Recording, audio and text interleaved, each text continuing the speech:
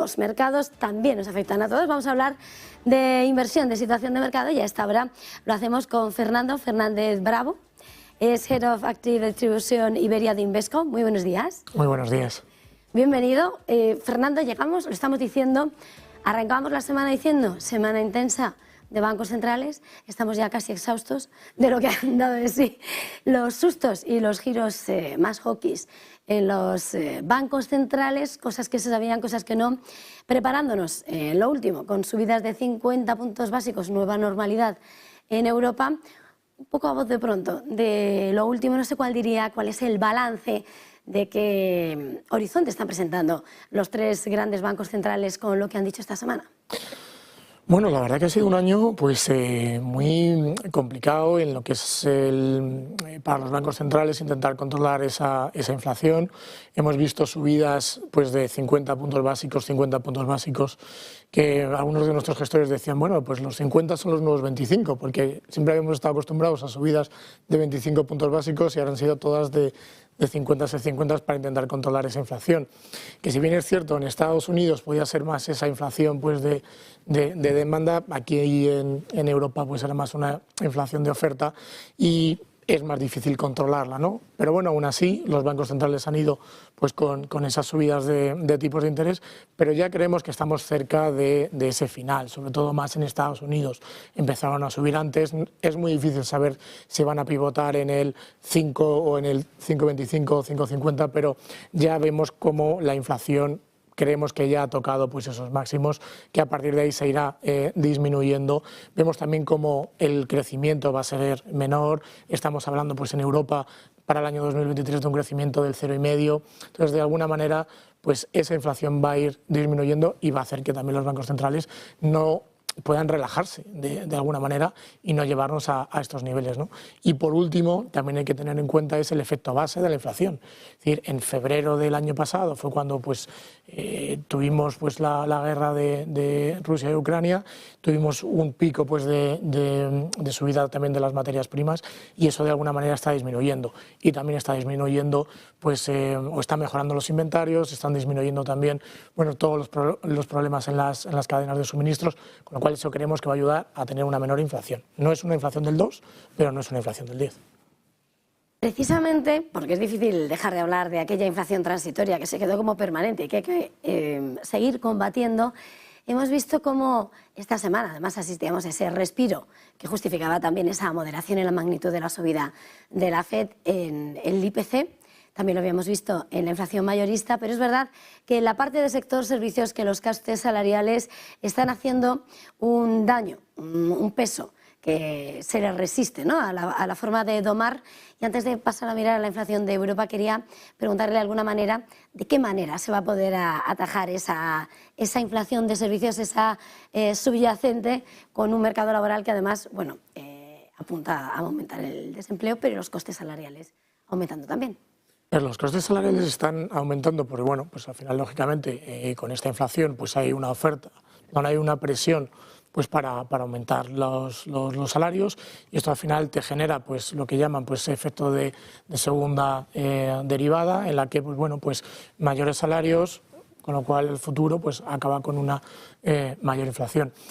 Vamos a tener cierta inflación estructural porque también lo que estamos viendo es que hay cierta nacionalización o repatriación en los procesos productivos. Es decir, antes teníamos mucha más producción pues, en Asia y eso a futuro no va a ser de la misma manera. Estados Unidos está repatriando, Europa está repatriando. Salía pues, una noticia hace poco, por ejemplo, pues, de los semiconductores de Taiwán, como pues, 20.000 millones van a invertir en Estados Unidos para poderlos hacerlos en Estados Unidos, en Europa también con el PERTE, con lo cual eso te va a generar una mayor inflación de alguna manera pues no transitoria, sino pues más estructural. Y por otro lado, ¿cómo podemos combatir esa inflación pues más de salarios?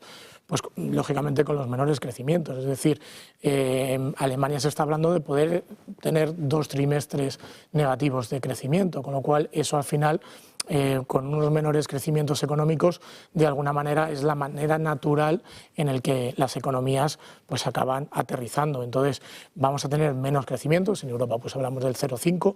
Hace unos meses la Unión Europea hablaba de crecimientos del 0,9. Lagarde pues ha dicho que va a ser menor, que va a ser el 0,5.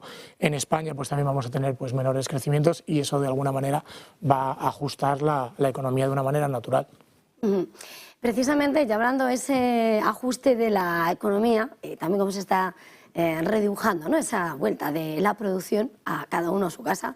En el horizonte temporal, hoy decía François Villarbaz desde el Banco Central Europeo que el pico de la inflación se vería en primavera del año que viene, pero que el 2% hasta 2024-2025 como que ni nos lo pensemos.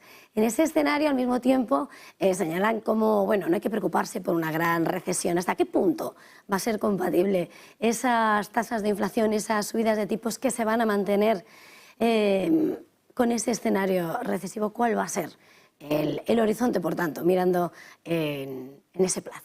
Pues mira, lo que en Invesco pensamos es que vamos a tener políticas monetarias pues, más restrictivas, pero sin embargo vamos a tener políticas fiscales que puedan ayudar, tanto en Estados Unidos como en Europa. Ya lo vimos después del COVID, tenemos también en Europa pues, los PERTES, los planes Next Generation. Entonces, de alguna manera sí creemos que, aunque no vamos a crecer a unas tasas muy elevadas, pues del 2, del 3%, sino que vamos a estar pues, en torno, pues el año que viene, pues como comentaba, 0,5, el año 2024 sí ya estamos dando mayor crecimiento, en torno pues al 1,5, 1,8. Entonces, esos crecimientos sí creemos que pueden ser razonables en un entorno pues bueno, pues de normalización pues de las políticas monetarias. Lo que creemos es que las políticas pues de dinero negativo, ¿no?, los tipos reales también pues, han sufrido mucho. Creemos que eso no lo vamos a vivir y que vamos a tener pues, unas inflaciones pues, entre el 2 y el 3% de media en los próximos 10 años, con lo cual no hemos tenido inflación en los últimos años, tendremos una inflación más elevada en los próximos 2 o 3 años, pero que de media estemos entre el 2 y 3%, y unos crecimientos pues, bueno, pues, que puedan estar en torno al 1,5-2%. Y es algo en el que creemos que es positivo para la inversión. Es decir, una cosa es las políticas monetarias o la macroeconomía y otra cosa es luego cómo lo llevamos a la bolsa o a la renta fija y ver pues, qué oportunidades podemos tener ahí, que desde luego las hay. Mirando hacia los mercados, querría terminar desde Invesco con un outlook para 2023, esa perspectiva, ¿cómo la dibujáis? Bueno, pues en un entorno pues, de bajos crecimientos, de una mayor pues, inflación o de una normalización, creemos que va a venir un nuevo paradigma, es decir, todo lo que es el growth o las compañías con un sesgo más growth, pues pueden sufrir porque lógicamente ahora pues, se van a financiar a unas tasas mayores, pero creemos que hay otro tipo de compañías que lo pueden hacer pues, muy bien. Por ejemplo, pues, en la parte de renta variable, el value pues, es algo que nos gusta a nivel mundial. Y luego, más a corto plazo, lo que sí pensamos es que la renta fija. Es decir, por ejemplo, Bill Gross hablaba que los inversores en renta fija son los vampiros de los inversores. ¿Por qué? Porque en un entorno de bajos crecimientos, e incluso llegando a una recesión, y las inflaciones algo más controladas, la renta fija es el activo pues, de preferencia. Con lo cual, nosotros en Invesco creemos que con todo lo que ha sufrido este año, que han sido 10 meses de locura, de subidas de tipos por parte de todos los bancos centrales, de caídas en la renta fija, que hemos sufrido mucho, pensamos que el horizonte para los próximos meses es positivo, principalmente el crédito europeo o el crédito global. Creemos que es una buena oportunidad y que es un binomio de rentabilidad-riesgo muy atractivo. Pues muchísimas gracias, Fernando Fernández Bravo, Head of Active Distribution Iberia de Invesco. Ha sido un verdadero placer. Gracias por acompañarnos Pues esta mañana. Pues feliz jornada, gracias. feliz negocio, feliz fin de semana y feliz Navidad. Y feliz Navidad. Nosotros hacemos una pequeña pausa y enseguida volvemos.